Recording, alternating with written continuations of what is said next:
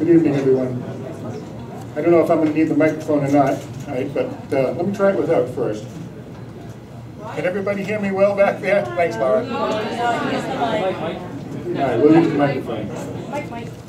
Before I get started here, I want to recognize the elected officials in the audience. First of all, the Honorable Mayor, Kimberly Driscoll. Also with us this evening is Ward 1 Councilor Bob McCarthy. Back there, you want to raise your hand, Bob? Ward 4 Councilor Jerry Ryan. Ward 3 Councilor Todd Siegel. Where are you, Todd? There you go. Ward 5 Councilor Josh Cheriel. Ward 6 Councilor Paul Preedy. Where are you, Paul? There you are. And over here in the corner standing up is Arthur Sargent, Councilor at Large. Also with us this evening is Venus Ustuk, the Director of the Salem Chamber of Commerce. There's also, I see a whole bunch of folks in the audience here that are members of the working group that are here, that has been assigned at the planning department. So, I mean, for those of you that are members of the working group, could you please stand up? Rob Liani and a few others, where are you? Okay. Marlena Shale, right, great, thank you. Right, just so everybody recognizes who's in the audience. Let's kind of set the format as to why we're here this evening, because there's a lot of misinformation out there. Number one, this is not an emergency meeting. This has been planned for about 3 weeks now. And number two, this is not for a debate. This is just to let you know what is being planned. I can go back a little bit in the history here. I have papers that go back to 1996 and meetings that Mayor Neil Harrington had established. All right, and toward that time, there was a study done for this Bridge Street Neck. This is prior to the bypass being built, and this was prior to Bridge Street being done as well. All of these things have been accomplished, and as a matter of fact, Bridge Street looks wonderful. Toward that end, everybody wants to see what now has become the perceived derelict properties along Bridge Street improved. That has not changed since 1996. The meeting was in 96. Then there was a series of meetings in 2000. Then there was another series of meetings that was in 2001. Another meeting that took place, actually it wasn't a series of meetings, another study group that the Cecil group had put forward. That was Steve Cecil, and that was the big, that was this particular study. That was the most recent study before the one that we're currently in now. The one that we're currently in now is the 2012.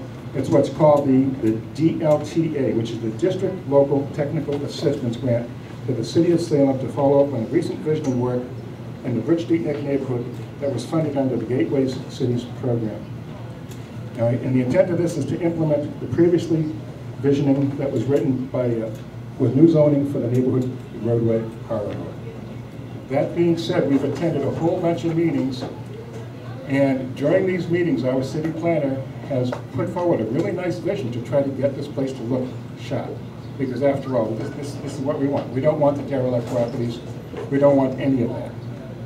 However, during this process, there have been a few key words that have been spoken. And all of a sudden, things are becoming a little bit clearer that are very disturbing. At least they're disturbing to me. And toward that end, that's why we're here this evening, because we want to kind of show you what we think we have had here. A lot of this, people may think, well, this is my opinion.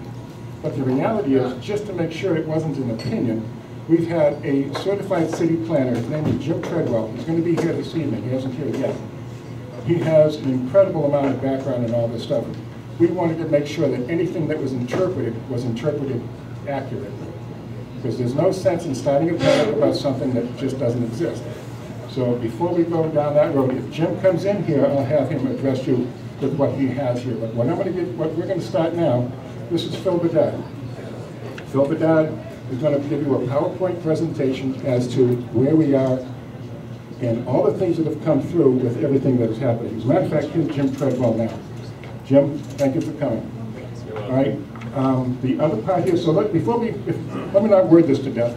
Let's just get started with what we have here in the presentation. Phil, take it from here.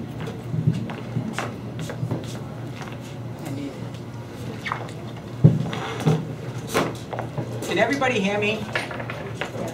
Can everybody hear me in the back? No. Okay. So my name is Phil Bedard. and I've lived in Salem all my life. The first 25 years I spent in the Point section of Salem. I lived on Perkins Street, and I got married. My wife has lived in Salem her whole life. She grew up in North Salem. And then we bought a house on East Collins Street. So going from Perkins Street to East Collins Street was like moving to Chestnut Street for me. And I spent a lot of time and effort building my house. My neighbors know, as they look at my property, Mr. Canty can tell you firsthand, having put 2 additions on my property, the pride that we take in this property. I have 4 children. They've all gone through the Salem school systems. They've gotten a great education. And I commend, our educators. But as I look at this study, and again, I'm going to stress that this is a plan. In all fairness to everybody here, this is a plan. But behind this plan is other activity. And I'd like a show of hands. Just, is anyone familiar with the term Gateway City? Okay, great. Okay, so that's a start. So there's a folding of a plan, and then there's a Gateway City initiative that I'd like to discuss. This is a good plan. I read it. It's 127 pages deep. You need to be alert. I don't drink coffee, but you need to be alert as you read it. There are key pages in this document that if you pay attention to it, it has all the right wording. I believe in the fabric of neighborhoods. The fabric of neighborhoods means that it's you and me. Those of us that work hard for our homes. Those of us that put additions on our homes. 2-family incomes. People that, we do the right thing, and we take care of our property, and we look around our property, and we're proud of our property. This study highlights appropriately that this area is an older section of town. We do have our share of problems. There are 2-family homes here that could be better taken care of. There are people that are landlords that don't live here. Again, they can take care of their property. They're part of the fabric of this neighborhood. At the end of the day, I'm going to highlight this study, but it's 127 pages. It's impossible to go through 127 pages tonight. I'm going to weave a couple of things that are in this plan that are near and dear to me, because when I look at this plan and I look at the possibility of things that can happen in this plan, I am on ground zero. I live on 21 East Collins Street, right in back of Breaking Clutch. So what I'd like to do is start the process. There's about 15 to 20 slides. It goes quick because I've got diagrams that are in this box that I'd like to highlight so that those of you can picture what we're talking about and what that means.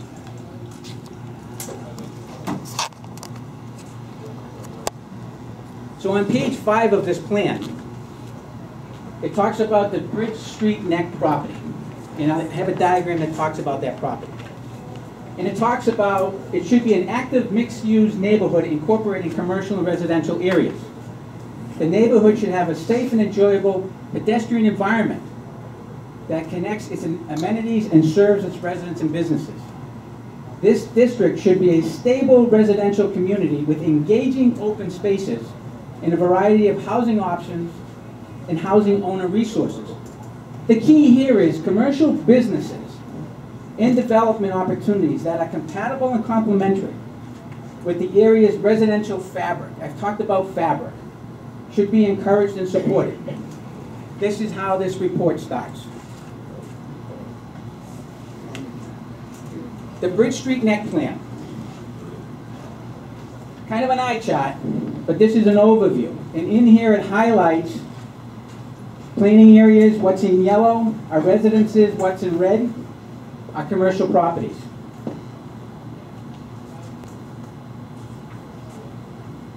When you go through the plan, it highlights housing improvements, the neighborhood cluster, residential development. This cluster here is right on East Collins Street, and I'll highlight that. You've got Breaking Clutch and a few other businesses that are there. There's the opportunity as we grow and build out and go to the next step of this plan to take care of where the bridge used to be and develop that. So Gateway City. So in all fairness to the mayor, I'd like to offer to her if she'd like to explain what a Gateway City is.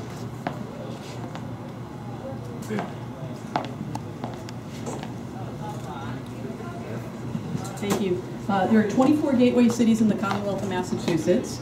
Primarily, they're older urban historic communities. Some examples obviously would include Salem. There's some specific requirements, certain population requirements, so that not every older urban historic city is a gateway community. But think about your Haverhills, your Salem, your Pittsfield, your Holyoke, places that had strong urban cores, used to have really vital central business districts, typically tied to industry, some sort of industrial use, who sadly have sort of fallen on harder times, have our highest immigrant populations, have our lowest high school graduation rates at times, and it's an initiative by the state to try and target investments in 24 gateway cities.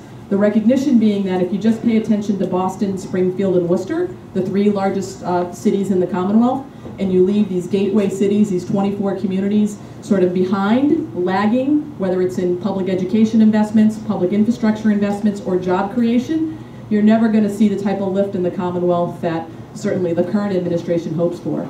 So one of the initiatives behind the gateway cities is to try and create revitalization within the cities and towns, investing in education. Salem is in fact a gateway city. That enables us to be prioritized for grant funding, whether it be in education or infrastructure. And also there is a statewide initiative designed to try and revitalize gateway cities. And there are some things that it sounds like you're going to talk about today within the Gateway Cities Initiative. That specifically is just a plan, just so folks know. There's no ability within a Gateway City initiative statewide to override our local zoning or to take any rights away from our individual city for the types of development that we choose to have within our borders. But it is a way the state is targeting redevelopment, reinvestment in a number of categories within these older urban historic communities.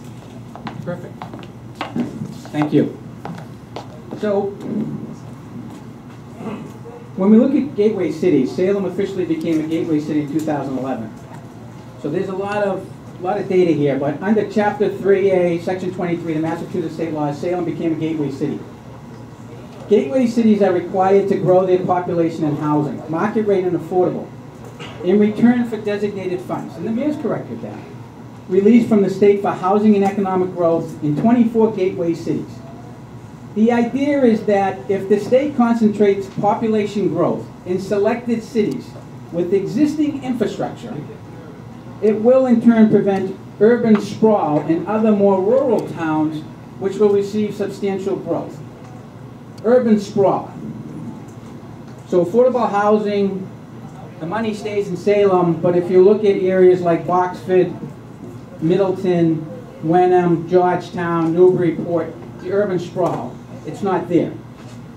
There's a term out there called social engineering. Salem, as a requirement for participating in the Gateway Cities program, must change its local bylaws. Now, the mayor is correct, as will the councilors tell you here. It has to be voted upon within the city. My concern is, again, as a neighborhood, and I'll highlight this plan and how this initiative affects not only this part of town, but possibly other parts of the city, that it can be voted upon. The councilors can vote for it, and I'll highlight how. In order to suspend the current dimensional requirements and allow for, by right and as of right, zoning without recourse plus expedite permitting for the objective of super high density and high mixed used housing. That's a big sentence. What it boils down to is, and we'll highlight tonight in the plan, that certain geographical areas, certain commercial properties can be converted to high density housing. And as you look at the math, as we look at this housing, it can be housing that a developer can build and be sold. It can be used as rental, or in the cases of when you look at the fabric of this neighborhood, and what that means is, in this case, 2-family homes, what our values of our homes are today compared to building new properties, it becomes questionable whether it's feasible for a contractor to come in here, build property, sell it, and make money. In point, Metro Boston will need to develop 349,000 new housing units for low and moderate income residents, seniors, and non-traditional households. Now these are the gateway cities. And the mayor is correct. Many of these are mill towns, many of these that at one point in time had industries that flourished, and those industries went away. You know, you look at Chicopee, you look at Everett, you look at Fall River, you look at Fitchburg. My daughter goes to Fitchburg State. And you drive through Fitchburg, and it's a tired town. It's a town that needs help. It's a town that has a lot of unused warehouse space that used to be factories. And they need to rejuvenate those areas. You look at Haverhill, you look at Lawrence, you look at Lynn, you look at New Bedford, you look at Quincy, Revere, Salem. But what's missing from this? You look at Beverly, Danvers, Newburyport, Wenham, Marblehead. They're not gateway cities. If you look at affordable housing in these cities, and I got this from the Affordable Mass Housing website, everything in red is above 10%. Salem is at 13.1%. Again, Mayor, excuse me, but this is old data, it may have changed. But I highlight in red affordable housing. I also highlight certain towns like Chelsea, 19.9%, Holyoke, 21.3%, Lowell, 13.3%, Malden, New Bedford. It's a high rate. But when you look at, and again, when you look at these cities, these gateway cities, I want to highlight crime rates. National violent crime rate and violent crime rate average in Massachusetts. What's in red are those towns that are 50% higher than the rates in both of those areas. You look at Chelsea at 311% above the national crime rate. You look at, in Massachusetts, 255%. Fall River, 200%. Lawrence, 124%. These are staggering numbers. They have high rates of affordable housing as well. Those in yellow, I cut them some slack. If you're below 50%, you're doing good. Salem is very commendable. Mayor, the police department, Chief Tucker should be commended for it. 13.355% above the national average. I can talk to you a little bit how that can get skewed. But overall, in comparison to these other towns, in Massachusetts, we're doing very well. Now, I live in the world of analytics in my life as a business owner. You can delve into this and slice it even further, but for the sake of the audience tonight, and you can highlight, unfortunately, where are these crimes committed? What regions?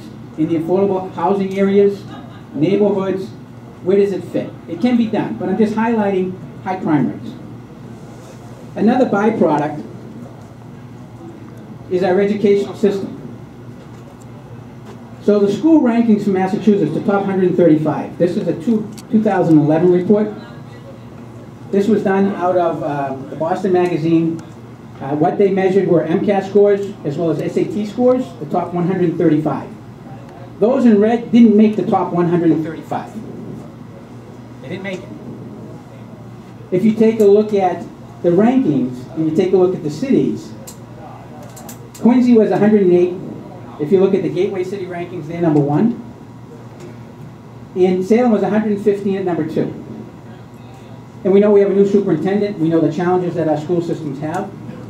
We also know a lot of the talk that has been going on with the school system.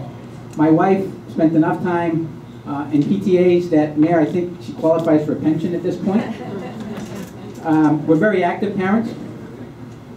We went to many a school meeting, parent-teachers meeting, and as many as you know, as you've gone to your meetings with your children, many times between a teacher or a school administrator, they say, I appreciate you coming, but the wrong parents are coming.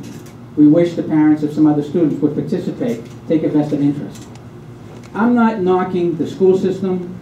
I'm not knocking, the people that live in affordable housing. But unfortunately, and again, I feel bad for the kids, everything begins at home. The burden falls sometimes on the city with regard to the school systems to provide direction, support, and instill in them, the need to succeed. It's an uphill battle. But a byproduct, again, of the gateway cities and the Affordable Housing Initiative says that, I don't see anything that says that this is going to get better. We can pour money into it, But do we have assurances that it is going to get better? It's questionable. So we talk about a bylaw, and we talk about an initiative that says what can change this in Salem? What can truly make Salem a gateway city where, again, when you look at Salem and you look at what our industry is, and again, I grew up in the Point section, so you've got Shetland Industrial Park. You've got a couple old factories that is down by the North River that's under development today. You look, there's some parcel perhaps on Highland Ave that could be doled out. But then you look at the fabric of this neighborhood and you look at the commercial properties. And you look at what we can do for those commercial properties. And we have good neighbors. Our businesses, we have good neighbors. I can remember years ago, and I'll show you some plans here, where as a homeowner, working with the previous owner of what Breaking Clutch has today for property, they have been good neighbors. Prior to that, I had my issues. But Chapter 40R encourages communities to create dense residential or mixed-use smart growth zoning districts, including a high percentage of affordable housing units to be located near transit stations. So there again is a gateway initiative. It's one of those things that's you punch a ticket for the gateway. Be close to mass transit, close to the train station. If you take a look at our proximity, we are close to the train station. It fits the model. Swampscott's on the train station, they're not there. Beverly's on a train station route, they're not on the Gateway project. Pride's Crossing, heaven forbid. Manchester by the Sea, Newburyport, they're not on the Gateway project, but they can look at areas that are within a half mile of the train station. It's not there.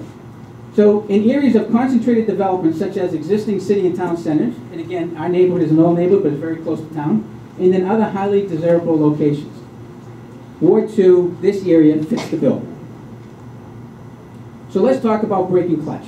And I want to highlight again that Breaking Clutch is a good neighbor. In this report, Mike keeps sliding this report away from me. It's 127 pages deep. They highlight not only Breaking Clutch, they highlight where Salem Plumbing was and so forth. And these are people that, they were outside consultants. They took a look at the neighborhood. I think their intentions are good. I really do. My concern is a blending of a gateway project coupled with an initiative like this to do the right thing by, let's say, funds that are available. But again, it's going to affect the fabric of this neighborhood. So it's 2.7 acres, 4 parcels, takes care of 63 and 65 Bridge Street, comes down Lathrop Street. We're all familiar with it. Minimum price, $1.6 million. I didn't draft that price. This price is in this report for everybody to see. So I'm just using numbers from this plan. The plan recommends 100% affordable housing. Now I say that just so that I can walk you through how that was derived. This is the existing land use. So about 20 years ago, I dealt with a family called the DeSantis family. And if you see how this was a checkerboard square, it had all kinds of cuts there. Scott Hill-Tuna will tell you about how his property was chopped up. But that'll be for after the meeting. And so as I worked with these folks to understand how the property was zoned and how it could be used at that time, they had a number of businesses there. Breaking Clutch bought all this property. I'm going to re-emphasize again. Breaking Clutch is a good neighbor. They're good to this area of town. They paint their fence, they keep their property clean, and you know, it's been a credit to them. Here's the parcel layout.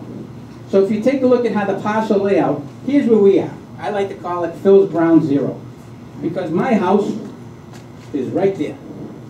So I'm sitting across the street from it. But if you look at other areas, different parcels, again, they're all, when you map out and you look through this report again, there are plans for development. And I'm all for development.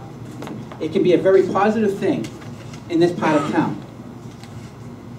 But when you read a report that says that, and again, can everybody see that? It's got a few trees in it, got some buildings. Down Lathrop Street is townhouses. Down East Collins Street is townhouses. I tell you, I think I'm on Chestnut Street. This is a great plan. This is a concept showing potential residential redevelopment. Remember, it's just ink. It's not mortar or brick. That picture does not become the fabric of this neighborhood. Reality says whatever's built there, however it is sold, however it is managed, is going to become the fabric of this neighborhood. So we take a look at a housing option. Again, this is all in the report. It says the housing option is too expensive. So what that means is if a developer came in and paid Breaking Clutch $1.6 million, and then he had to build these homes and so forth, we would be the highest priced homes in Salem. I like that idea. That must mean our property values all increase. But it says at the same time that that's impossible. The price of those homes will never sell. So the project feasibility, especially if you had the $1.6 million, says that whatever contractor or developer takes this plan on, he has to make his money. Right? Anybody that goes there is a for-profit organization. So in the writing it says it's too expensive. So then you go to market rental housing. So what that would mean is we put rental properties there. Maybe something like the Salem Station Crossing. But once again, if you're starting out at $1.6 million, and then the builder has to put his skin in the game, and then he has to sell them, and oh, by the way, let's factor that this area has 2 family homes. So you've got rents. And the rents are maybe $1,100, $1,200, $1,300, maybe. What it says is, if that contractor was to make this a viable business, he'd have to charge $2,415 a month for a rental property. Says, I don't think that's going to happen. The report says, I don't believe that that's going to happen. Now, especially if you go down to the Salem Station, the highest rent that they have down here for a 2-bedroom unit is $1,770. So obviously, when you package that together, it says that, you know, the effort is there, the thought is there. But the quick math says that this could be a problem. So let's look at affordable housing. So this is part of the thought process. And it says, you know, affordable housing 100%. Can't be shared. Again, it's just this report. I'm all for opening it up if you want to mix and match. But this says an affordable housing project using tax credits and grants to pay for developers' costs could secure the same land value as the for-sale housing scenario. What it says, though, is if you're going to do it, it's got to be 100%. 100% affordable housing. So therein lies the concern personally for myself as we look at the Gateway Project, the initiative of the Gateway Project.